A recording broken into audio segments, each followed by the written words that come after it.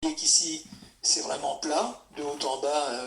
Au niveau radial, il n'y a pas de courbure, alors qu'au niveau de la tête, on a une courbure, enfin dans les deux plans. Hein.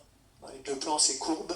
Et puis on a ce fameux ligament qui va être encrouté de cartilage au-dessus et en dessous. Et ici, on aura la radiocarpienne en dessous. On s'en verra ça la prochaine fois. Hop là, j'ai été un peu vite. Maintenant, au niveau de la radio ulnaire, je ne sais pas si j'ai pas été encore trop vite, non, c'est bon. La radio ulnaire inférieure, au niveau de la dynamique pour la pronosupination.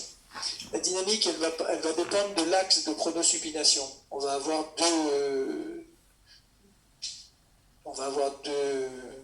deux situations.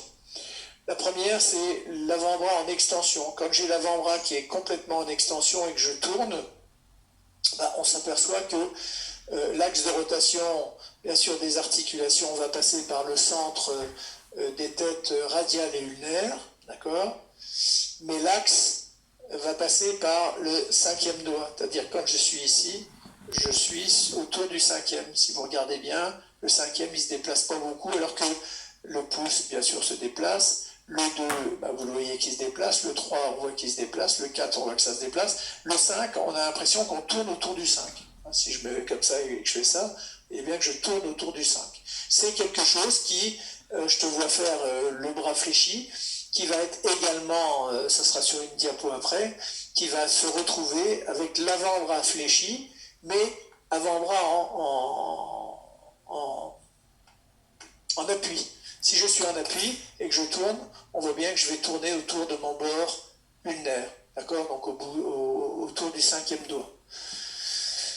Et normalement, c'est coude tendu, parce que si j'ai le coude qui est fléchi et non en appui, vous regardez bien, si je tourne, maintenant le cinquième, il tourne complètement, le quatrième tourne, le 2 tourne, le 1 tourne, mais on a l'impression qu'on tourne en fait autour du médius. Ouais. C'est-à-dire que quand vous avez l'avant-bras, enfin le bras qui est tendu, retenez simplement dans le vide, pas en appui, l'axe se fait autour du cinquième doigt, alors que quand je suis le coude fléchi, ça sera sur la diapo d'après, quand je suis sur le coude fléchi, eh bien, on va être autour du troisième. D'accord ? Donc là, on revient... S'il vous plaît, on ne voit pas très bien à distance. On voit pas très bien. Voilà, si je suis... Tiens, je mets pile en face là. Si j'ai le bras qui est tendu, quand je tourne, vous voyez bien que globalement, tous mes bras tournent, tout mon bras tourne, tous mes doigts, j'essaye de me mettre comme ça, voilà. Tous mes doigts tournent, mais on a l'impression que ça tourne autour du 5. Ouais, vous voyez bien là ? Ouais, super, merci. Ouais, si maintenant je me mets coude fléchi, je me mets coude fléchi, je suis ici et que je tourne, vous voyez bien que je suis autour du médius. Ouais ? On voit bien que le 5 se déplace là. Ouais ? Alors que ici, bras tendu, hop, je suis ici, le 5 il se déplace pas quoi, je suis autour du 5. Maintenant si jamais, mais on le dira après, si jamais je suis coude fléchi, merde, si je suis coude fléchi, tout le monde voit là ? Moi je vois plus ce que je fais, mais tout le monde doit voir ma main là je pense. Ouais, on voit super bien, c'est bon, merci. Si je suis coude fléchi, mais la main ou l'avant-bras en appui, si je fais de la pronosupination, là on voit que je tourne non pas autour du 3, mais autour du 5. Ouais ? Vous avez compris ou pas ? Oui, il n'y merci. a rien à comprendre en fait. Alors, on a donc bras en extension, l'axe passe par le 5. Le radius va croiser donc l'ulna. Le mouvement est permis par les courbes pronatrices du radius et supinatrices de l'ulna. Et l'ulna reste fixe. On va dire ça. C'est le schéma que vous avez en dessous ici. On va dire que c'est le radius qui se déplace autour et l'ulna semble fixe. On va mettre semble parce qu'il y a toujours un tout petit truc, mais globalement, retenez que c'est fixe. Ce qu'il faut savoir, c'est que les ligaments triangulaires, que l'on a décrit tout à l'heure, il va être en tension encluance articulaire maximum, il y a une tension maximale du triangulaire. Parce qu'il va travailler avec la membrane interosseuse. C'est-à-dire que quand vous êtes en situation neutre, hein, le ligament triangulaire est donc tendu, mais la membrane est détendue. Maintenant, quand vous allez être en supination, la bandelette antérieure va être tendue, alors que la postérieure sera détendue, et c'est l'inverse dans la pronation. Dans la pronation, c'est la bandelette postérieure qui va se tendre, et l'antérieure va se détendre. Mais dans le même temps, on sait que les membranes interosseuses vont être tendues dans les positions intermédiaires, dans les positions extrêmes. C'est-à-dire que ce qu'il faut retenir, c'est que ces membranes et ligaments triangulaires travaillent de concert. C'est-à-dire que quand il y en a un qui est tendu, l'autre est détendu, et dès que vous faites un mouvement et que ça détend le faisceau antérieur ou postérieur, de toute façon c'est compensé par les membranes interosseuses qui elles vont se tendre dans les positions intermédiaires. Alors soit par son faisceau, je vous ai dit qu'il y avait deux couches, hein, soit par sa couche antérieure, soit par sa couche postérieure.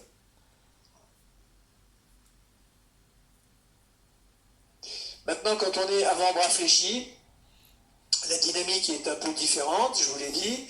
On va avoir l'impression, c'est pas qu'une impression, que l'axe passe par la partie médiane, hein, par le lunatum. Bon, on verra, tout ça c'est dans le poignet, troisième méta, et en fait que l'axe est confondu avec l'axe de la main. C'est-à-dire qu'on tourne autour du médius. D'accord ? Et dans cette situation-là, si vous regardez ce schéma ici, on s'aperçoit que l'ulna qui ne bougeait pas, coude en extension, coude en flexion, l'ulna va avoir un petit mouvement. Elle va avoir un mouvement de recul et de descente, normalement. Ça va reculer, et puis, comme ça bouge en dessous, on a l'impression qu'il y a un mouvement à la fois de recul et de descente de cet os-là. Donc il y a une rotation médiale vous imaginez, une rotation médiale de cette extrémité inférieure du radius, selon un arc de cercle autour de la tête, mais dans le même temps, on a un déplacement donc postérieur ou dorsal d'environ 1 cm qui est dû à une extension de coude, hein, et puis latérale de la tête ulnaire, c'est-à-dire que la tête ulnaire, elle va descendre et hop, elle va se déplacer. Bon, 7 degrés, c'est pas énorme, hein, mais on comprend bien qu'il faut l'intégralité, ce qu'on disait tout à l'heure, il faut l'intégralité à la fois de la longueur des deux os de l'avant-bras et une bonne mobilité pour avoir une bonne pronosupination. Quand on a une pronosupination qui bloque comme ça, vous allez voir, je vous ai dit l'autre jour, hein, c'est passionnant le coude, mais les rééducateurs généralement n'aiment pas trop le coude parce que on a énormément de difficultés dans un premier temps à récupérer des amplitudes. Quand vous récupérez en flexion, vous perdez en extension. Quand vous récupérez en extension, vous perdez en flexion. Et assez bizarrement, quand vous avez ça, vous avez une pronosupination qui n'est pas trop mauvaise. Et puis inversement, des fois vous avez une très bonne flexion, enfin très bonne, en tous les cas une flexion-extension qui est subnormale et qui vous satisfait. Et les patients, c'est plutôt dans la pronosupination. Et quand vous récupérez en pronation, vous perdez en supination, et quand vous récupérez en supination, vous perdez en flexion. C'est vraiment c'est pénible au possible de rééduquer ces coudes-là, parce qu'on est toujours en train de se dire, ça y est, je récupère, puis boum, la fois d'après, on récupère, bien évidemment, heureusement, hein, qu'au final, on arrive à récupérer ces coudes-là, mais c'est vraiment très très long et très, très fastidieux à récupérer un coude. Les amplitudes, la position référence, c'est coude au corps, avec une flexion à 90 degrés, et puis pouce au zénith. Et à partir de là, ça c'est votre position c'est votre position de référence. Et puis une fois que vous avez votre position de référence, vous allez pouvoir mesurer la pronosupination. La supination, la pronation, vous allez pouvoir mesurer ça de façon goniométrique. On sait que la supination et la pronation sont de l'ordre de 85 degrés, hein, sachant que on a plus logiquement de supination qu'on a de pronation. Ça se joue à 5 degrés près. Pourquoi ? Tout simplement parce qu'en supination, les deux os de l'avant-bras sont parallèles et puis il n'y a pas de structure qui s'intercale entre les deux os, alors que quand je vais venir en pronation, ben, au final, on a quand même deux os qui se superposent, et puis il y a quand même quelques petits muscles, notamment le carré pronateur, etc., qui peuvent être entre ces structures, et arrive un moment, on sent que on peut y aller, quoi, hein, mais on est beaucoup plus limité logiquement en pronation qu'on est limité en supination. Ce qui vous permet de faire la manche. Petite pièce, s'il vous plaît, petite pièce. Le secteur utile, c'est 50-0-50. Je vous rappelle qu'au niveau de la flexion du bras, on avait dit qu'on pouvait se permettre assez facilement au niveau fonctionnel un déficit de 30 degrés de flexion, et que quand on avait 30, flexion-extension, quand on a 30, quand on a... Alors, normalement, on a 140-0-0. Voilà, d'accord? Et on peut se permettre 130-30-0. D'accord? C'est-à-dire un flexum de 30 degrés. Oui.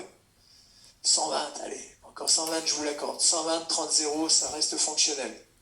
Sachant qu'on ne peut pas descendre en dessous on avait dit, d'une trentaine de degrés pour essayer quand même de faire des choses relativement fonctionnelles. Et après, rappelez-vous que ça dépend de ce que vous voulez faire. Entre aller chercher, ouvrir une porte, tenir le téléphone. Le téléphone, ça demandait énormément de flexion. Venir porter la fourchette à la bouche, ça demande énormément de flexion également. Donc, si on avait à se dire est-ce qu'il y a une amplitude qui est prioritaire sur l'autre, je serais tenté de dire que c'est la flexion, bien évidemment. On a besoin de plus de flexion que d'extension dans la vie de tous les jours. Ouais. Parce que la flexion-extension nous permet, on l'a dit la dernière fois, de régler le rapport à la distance. Bon, le rapport à la distance par rapport à un objet, si je n'ai pas l'extension complète, je peux compenser comme je veux par l'avancée du tronc, par l'avancée même des appuis au sol, le fait de se rapprocher de l'objet. Si maintenant j'ai un manque de flexion par rapport à la fonction soit pas de toilettage, la toilette tout simplement, hein, soit la toilette, soit l'alimentation, là ça commence à être compliqué. On peut bien sûr compenser également, mais c'est beaucoup plus compliqué d'aller compenser la flexion que ça n'est compliqué d'aller compenser l'extension. Donc sur un coude, s'il y a à prioriser, ça serait plutôt la flexion que l'extension. Alors que par exemple dans un genou, que vous avez vu avec M. Boigny, tout est important bien évidemment, mais dans un premier temps, je pense que ce qui nous intéresse, c'est plus l'extension que la flexion. Ouais. Vous êtes d'accord avec ça ou pas? Parce qu'à part pour les chiottes turques, on a... Ah oui, à part pour les chiottes, ça existe encore hein, sur certaines aires d'autoroute, mais non aménagées, vous savez, il y a deux sapins, et puis vous allez derrière le sapin, quoi. Hein. Vous savez comment on reconnaît le devant du derrière d'un arbre. Hein. C'est pas une histoire de mousse. La mousse, ça c'est le nord. Hein. C'est le devant du derrière d'un arbre, c'est derrière, il y a toujours le PQ, quoi. Parce qu'il va chier derrière l'arbre, quoi.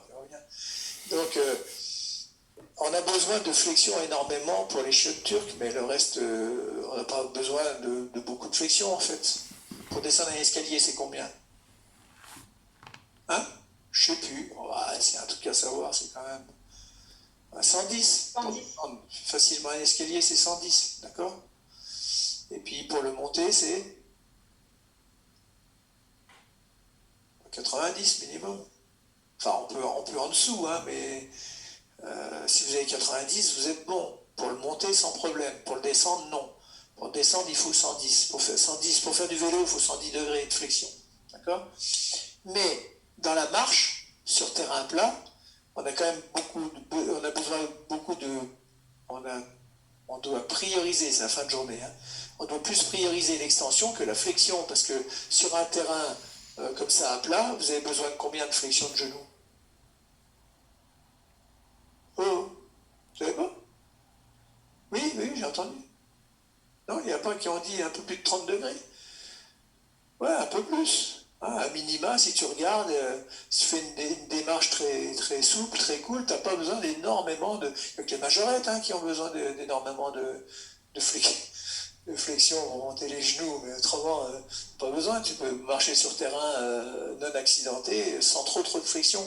Par contre, de l'extension, quand vous allez dérouler, il faut aller attaquer le pas avec le talon. Donc pour dérouler le pas, enfin pour aller attaquer avec le talon, il faut tendre le genou. C'est pour ça qu'on récupère quand même plus. Au départ, on veut récupérer plus facilement l'extension que la flexion. La flexion, logiquement, ça doit venir tout seul. D'accord? Et quand on est même à 110 pour descendre un escalier, on est encore loin du talon-fesse, vous voyez bien. C'est-à-dire qu'il y a vraiment une zone de confort dans le genou. Une zone de confort. Les gens qui ont des prothèses de genoux, quand ils ont récupéré, même si maintenant on sait que les prothèses ont bien progressé, mais quand ils ont récupéré 120 sur une prothèse de genou, 120, 125, c'est gagné, hein. D'accord? S'ils ont plus, parfait, mais c'est 120, 125, on ne va pas s'amuser à les pousser talon-fesse sur une prothèse de genou, par exemple. Ça n'a aucun intérêt. Et ça reste très très fonctionnel. Par contre, s'il leur manque 20 degrés d'extension, ou même 15 degrés d'extension, bah ça commence à être compliqué parce qu'on peut avoir un schéma de marche qui est perturbé, une boiterie, etc., etc., etc. Donc on recherche plus l'extension. Sur un coude, on ne va pas rechercher forcément l'extension de coude, même si l'idéal c'est d'avoir tout, hein, bien évidemment, mais on va plutôt rechercher la flexion par rapport à l'alimentation, par rapport à la toilette, etc. Et sur l'extension, bah, je vous dis, on peut tolérer jusqu'à 30 degrés, on est fonctionnel sans aucun problème. Après, l'idéal, bien évidemment, c'est de récupérer des amplitudes normales chez tout le monde.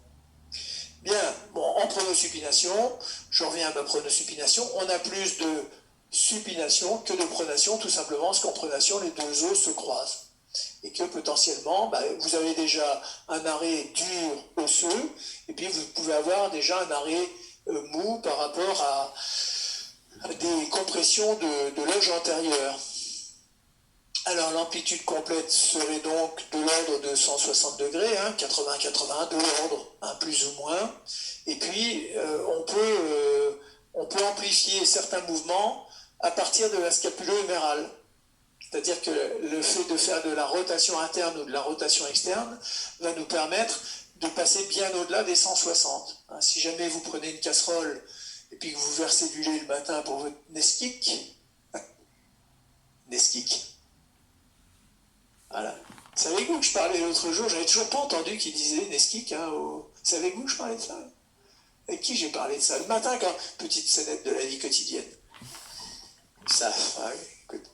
Petite scénette de la vie quotidienne. Les matins, quand je vais au boulot, je suis branché sur n'importe... pas forcément une super radio, hein, mais c'est comme ça. Je suis branché sur RTL2. Et je crois que c'est RTL2. Ils ont... je m'en fous complètement, hein, enfin, c'est branché là-dessus, quoi. Et... Non, j'assume complètement, mais... Non, c'est pas le souci. Écoute-moi bien, moi j'assume tout, tu vois. Si tu as l'occasion de passer dans ma salle, j'écoute vraiment de tout. Hein. Mais là, dans la bagnole, le matin, j'écoute ça. Alors, je veux te dire, le soir, je repars assez facilement avec les grosses têtes, tu vois. Voilà. Bon. C'est sûr que j'écoute pas de rap, hein, et ça, je l'assume entièrement. Non, mais attends, laisse-moi te raconter mon histoire quand même. Te raconter mon histoire, pas ton histoire. Mon histoire. Parce que jusqu'à preuve du contraire, le matin, on n'est pas ensemble. Je crois pas. Alors, dans la bagnole, il y a une émission qui s'appelle le Double Expresso. Et là, quand j'ai vu ça, le Double Expresso. Ils ont entendu le Double Expresso? Moi, ce que j'aime bien sur RTL, si j'assume complètement, c'est que juste au moment où je quitte ma voiture, à la seconde près, hein, il y a les savoirs inutiles pour briller devant la machine à café. Je ne bois pas de café, mais ça me permet d'arriver dans la salle et d'avoir le sujet du jour, de balancer un sujet complètement inutile. Voilà, un savoir inutile. C'est toujours bien de lancer la conversation avec les gens. Enfin bref, et donc c'est pas le truc inutile, c'est que sur cette chaîne-là, tous les matins, il doit se dire, il est fou, pourquoi il nous parle de ça? Je suis en train de me demander pourquoi je vous parle de ça d'ailleurs. Ah oui, avec la casserole, je vais y revenir. Et donc, il y a un truc qui s'appelle le double expresso, un truc à la con, les gens ils savent pas jouer, ils ont 1 minute ou 1 minute 30 et ils ouvrent des boîtes, là. Et donc, je prends une passe à linge, je laisse 20 000 balles. Non, je prends pas, je tente les 21 000. Enfin, tu vois, des trucs à la con. Les gens ne savent pas jouer en plus. Et tous les jours, je me dis, mais quelle bande de tarés, hein, ils ne savent pas jouer. Et quand ils gagnent un truc, quel que soit le machin, on leur dit, et qu'est-ce qu'on vous offre? Et bien évidemment, l'auditeur dit, un double expresso, c'est le nom de l'émission. Eh bien moi, même le matin, quand j'ai pas envie d'écouter cette radio-là, et puis j'assume complètement, je la mets quand même, parce que j'espère secrètement qu'il y a un connard qui dise, et qu'est-ce qu'on vous offre? Un esquic. Voilà. Et ça m'éclaterait d'entendre ça. C'est-à-dire, le mec, il répond pas le nom de l'émission, et il dit un esquic. Donc j'en viens à votre casserole. Ah bon, complètement fou, le mec. Et donc, vous êtes avec votre casserole et vous faites de la pronosupination pour verser votre lait sur une esquique le matin. Voilà. Eh ben, on a une certaine amplitude de pronation. Les gens qui seraient limités, ben, qu'est-ce qu'ils vont faire? Ils vont faire une élévation ou une rotation interne au niveau de la gléno-humérale. C'est-à-dire que le fait de faire de la rotation interne ou de la rotation externe au niveau de notre gléno-humérale associée à adduction-abduction nous permet d'augmenter fonctionnellement notre pronosupination. Voilà. Donc des fois dans l'analyse de certains gestes, vous avez ce qui se passe au niveau purement du coude, enfin radio-ulnaire supérieur, radio-ulnaire inférieur, mais les gens développent des compensations et vous allez travailler également avec alors soit avec ces compensations-là si vous en avez besoin, soit vous allez lutter contre ces compensations-là, parce que les gens, on va toujours au plus économique, quoi. Hein. Vous avez un peu de mal, bah hop, vous compensez tout de suite. Mais si vous compensez, bah, ça peut être le début de la fin, quoi. Vous voyez bien? Bien, donc tout ça pour dire que l'abduction-abduction, si le coude est fléchi à 90, ou alors la rotation interne, rotation externe, coude tendu, peut nous faire varier cette amplitude totale de 160 à 200, voire 270 degrés. Donc vous voyez que c'est quand même assez conséquent. La supination va être limitée par la tension de la membrane interosseuse, par le ligament triangulaire, par le ligament carré de Nucé, hein, tout ça pour stabiliser la radio-ulnaire supérieure, par le ligament antérieur de la radio-ulnaire inférieure et par la tension de tous les muscles pronateurs. Et il en va de façon complètement inverse pour la pronation, c'est-à-dire que la première des butées, enfin des limitations, ça va être la butée du radius sur la tête et la styloïde ulnaire. Ensuite, on va avoir la tension du ligament carré de Nucé comme au-dessus, mais ça ne sera pas les mêmes faisceaux qui seront tendus. Il en va de même pour le ligament triangulaire, la tension des supinateurs, et puis, je vous le disais, à partir du moment où on a les deux os qui se croisent, on peut avoir une compression des muscles de la loge antérieure. Les positions de fonction et les suppléances, on vient d'en parler un petit peu, ben tiens, ouais, la casserole elle est là, on prône avec l'épaule et on supine avec l'avant-bras. Voilà, on prône avec l'épaule, on supine avec l'avant-bras. Ça vous en avez tous rendu compte parce que vous avez tous un jour, alors j'avais il y a quelques années, mais je le mettrai plus, je ne sais plus comment c'était formulé. Le problème c'est que la moitié de la promo, ben, ils étaient aux patates parce que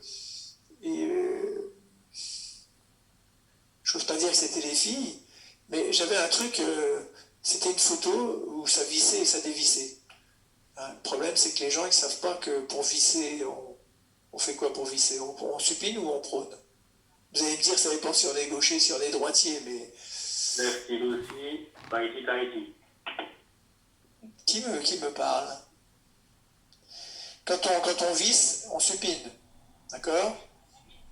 Pour visser, on supine. Donc, on supine avec l'avant-bras. Vous supinez avec l'avant-bras et en fait, quand vous avez quelque chose qui est très difficile, ben, on se rend compte que vous collez le coude au corps et puis en fait, vous allez vous appuyer sur vous et puis vous forcez comme ça, vous supinez. Ça tombe bien parce que en supination, on a un muscle qui est très très fort. Hein. En supination, c'est le biceps. D'accord? Et vous allez supiner. Alors que quand on va dévisser, ben, quand je dévisse, en fait, je vais prôner avec l'épaule. Soit ça vient tout seul, soit ça ne va pas, et puis on met la tension maximale qu'on peut dans la pronation avec les muscles pronateurs, et après on va chercher dans l'épaule, on va prôner avec l'abduction de l'épaule. D'accord? Donc ça c'est des... Ensuite, quand on écrit, vous êtes en position intermédiaire, position de demi-pronation. Les positions intermédiaires, pour le marteau, on l'a dit tout à l'heure, mais ça, on y reviendra avec les muscles du poignet et de la main, avec cette main de force et cette main de finesse. Et puis, pour manger sa soupe, vous voyez bien que là, il nous faut de la pronosupination, mais on avait dit qu'il fallait également des rotateurs externes. Vous vous rappelez ça? On avait dit que dans tous les EHPAD, quand vous arrivez, vous voyez, c'est très irrespectueux. Et quand vous voyez tous les vieux avec leur soupe, là, ils ont de la soupe plein de pulls, là, plein de machins, tout. On dit les salauds, ils mangent comme des gorées et tout. On est en train de parler de vos grands-pères, de vos grands-mères. On les traite de gorées parce qu'ils en ont partout. En fait, c'est peut-être pas de leur faute, c'est peut-être tout simplement, je fais un bond en arrière, qu'ils ont des rotateurs externes qui sont flingués. Au niveau de la coiffe, ils n'ont plus de rotateurs externes.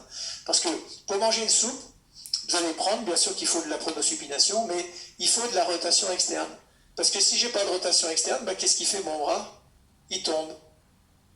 Donc ils amènent leur soupe, et puis comme ils n'arrivent pas à maintenir la rotation externe, la soupe, oui, c'est comme ça, j'y peux rien. Et c'est pour ça que vous avez un test clinique qui s'appelle le test du clairon. C'est-à-dire que les gens, vous avez tous vu Rusty et Rintintin, non? Ça vous dit rien du tout? Rintintin, vous venez de voir Rintintin? Bon. Mais c'est pas de la mienne non plus, mais écoute, on a le droit de s'intéresser à ce que regardaient les vieux quand même. Parce que vos patients, ils ne seront pas tous jeunes. Si vous voulez discuter un peu avec, il faut aller dans les documents de l'INA. Il faut aller voir ce qui se passe. J'en sais rien, mais c'est pas de la mienne non plus. Mais en tous les cas, le test du clairon, comme son nom l'indique, c'est que les gens, ils prennent le clairon et hop, ils sont comme ça, ils soufflent. Donc qu'est-ce qui se passe? C'est qu'en fait, les gens qui n'ont pas de rotation externe, avec leur soupe là, ils n'arrivent pas à maintenir cette rotation, le bras il tombe, bien qu'est-ce qu'ils font? Ils vont compenser en levant l'épaule. Quand vous voyez des gens qui mangent et qui lèvent l'épaule comme ça, c'est qu'en fait ils ont énormément de mal à maintenir la rotation externe et que probablement ils ont une coiffe qui est esquintée. Donc il faut, pour manger sa soupe, ça paraît très con, mais il faut à la fois une bonne supination, pronation-supination, et puis il faut une bonne rotation externe, en tous les cas, il faut de bons rotateurs externes au niveau de l'épaule pour stabiliser. Parce qu'autrement, quand vous amenez, pof, il y a tout qui tombe. C'est pour ça qu'on leur met tout ça dans un truc avec un bec ou une paille. Comme ça, oui, on va pas faire des lessives à chaque repas quand même, non? Enfin, tous les soirs, parce que la soupe, ils ne l'ont pas le midi, je pense pas. Écoutez, c'est des petites scénettes de la vie quotidienne, ça. Bon, la pronosupination est indispensable pour porter la nourriture à la bouche, c'est ce qu'il faut retenir, et que la supination économise la flexion de coude.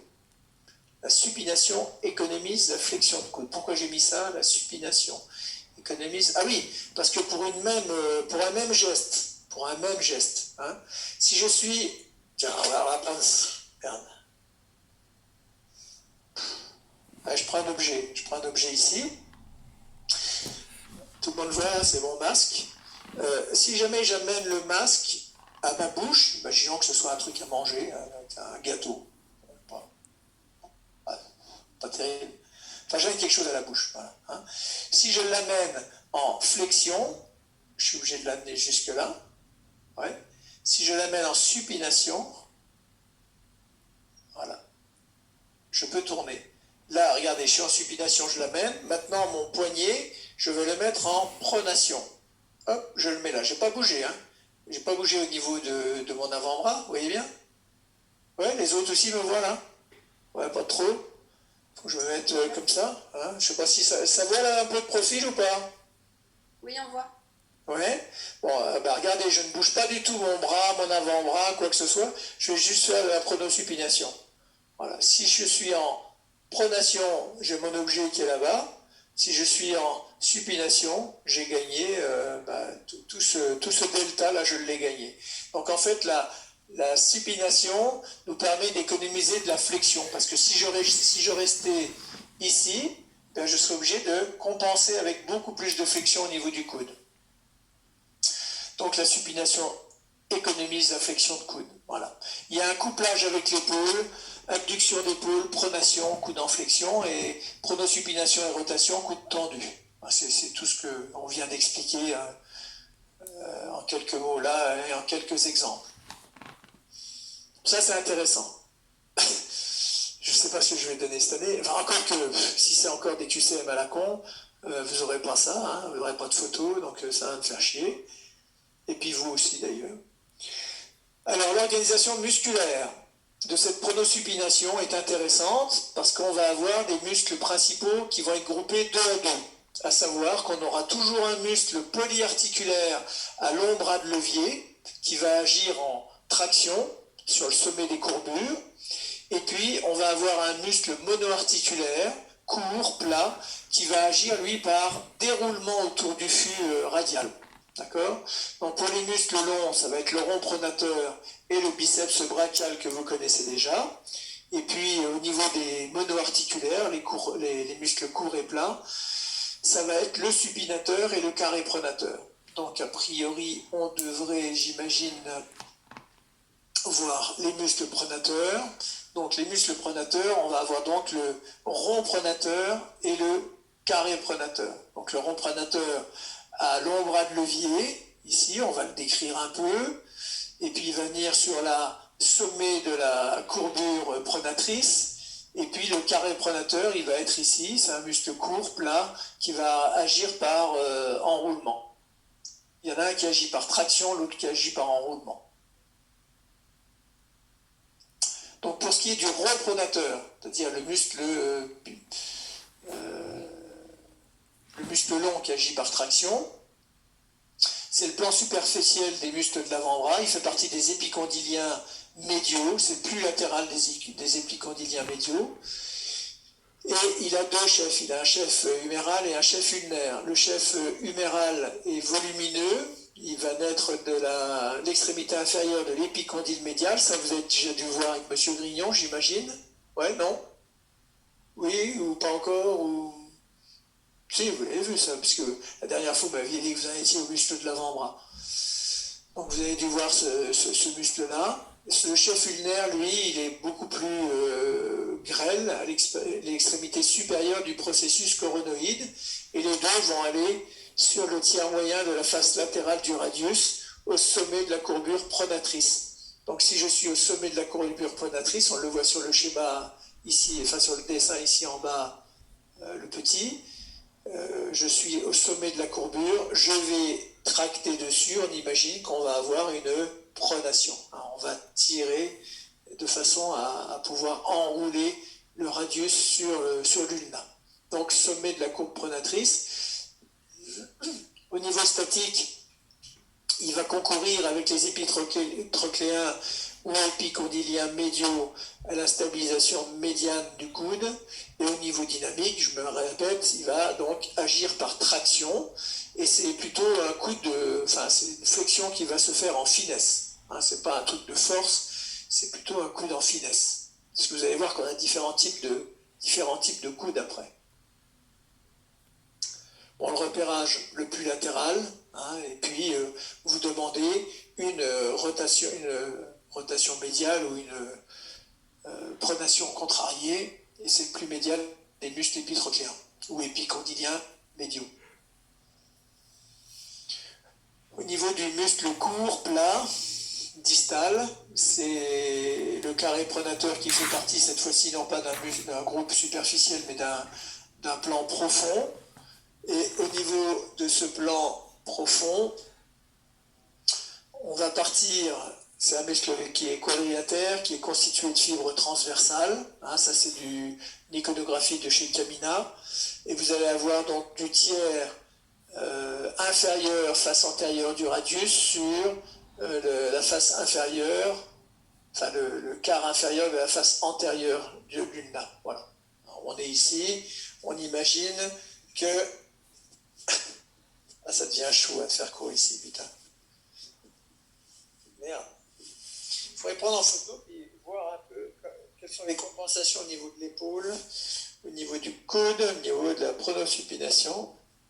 Voilà. Dans mon diaporama, les étudiants arrivent quand même mieux à faire tenir leur bière que moi mon micro. Ouais. Bon, quand je suis ici, on a donc ce muscle-là qui va tirer par enroulement. Voilà. Donc on est sur la face antérieure. Ça, c'est quand même pas une anatomie qui est dure à retenir, ça. Hein. Donc on agit par déroulement en dynamique. Et puis bien évidemment en statique, il va concourir à la stabilisation de cette radio ulnaire inférieure. Alors pas facile à repérer, hein, puisque c'est du plan profond. Même si c'est pas très épais, dans cette zone-là, il y a tellement de tendons qui passent et tout que c'est compliqué. Après, on peut le sentir, hein, bien évidemment, il faut rentrer dedans, on peut le sentir, notamment entre les os, vraiment en profondeur. Vous allez en profondeur et puis vous faites quelque chose d'une pronation contrariée. Mais bon, c'est pas si simple que ça, il faut quand même récliner les tendons, il faut rentrer profondément, c'est jamais très agréable dans cette région-là. Testing, bon, ça vous verrez le testing avec vos en techno de base. Maintenant les muscles supinateurs, le biceps qu'on connaît déjà, et puis le muscle supinateur. Pour ce qui est du biceps, on le revoit, hein, on l'avait vu dans l'épaule, on l'avait vu dans la flexion de coude, on va le voir donc dans cette supination-là. Son anatomie, vous commencez à bien la connaître, hein, au niveau de la longue portion du biceps, c'est sur le pôle supérieur de la glène. Au niveau de la courte portion, c'est sur la coracoïde. Et puis les deux, on l'a dit la semaine dernière, viennent sur la tubérosité bicipitale avec une expansion sur le fascia antérieur, antéro-médial, au niveau de l'ulna ici. On est inséré cette fois-ci sur la courbure supinatrice. Hein, donc l'autre était sur la courbure pronatrice, là on est sur la courbure supinatrice, on est à la hauteur de la tubérosité bicipitale, et lui il va agir non pas par enroulement mais par traction. Il va tirer, c'est un long bras de levier, il va tirer et il va agir en traction. C'est le plus puissant de la pronosupination. C'est vraiment un muscle très très puissant. C'est la raison pour laquelle on a dit tout à l'heure qu'on pouvait supiner uniquement avec l'avant-bras. Alors qu'on peut supiner avec l'avant-bras, alors qu'on va prôner avec avant-bras et épaules. Il est fléchisseur coaptateur, c'est le seul actif de 0 à 45, maximal à 90, etc. etc. Vous reprenez le discours qu'on a déjà dit lors du cours sur l'épaule et sur le coude de flexion-extension. C'est le muscle le mieux adapté pour le mouvement alimentaire, hein, c'est-à-dire pour ramener la main à la bouche. Le repérage, on l'a déjà vu, tout ça c'est bon. Maintenant le muscle supinateur,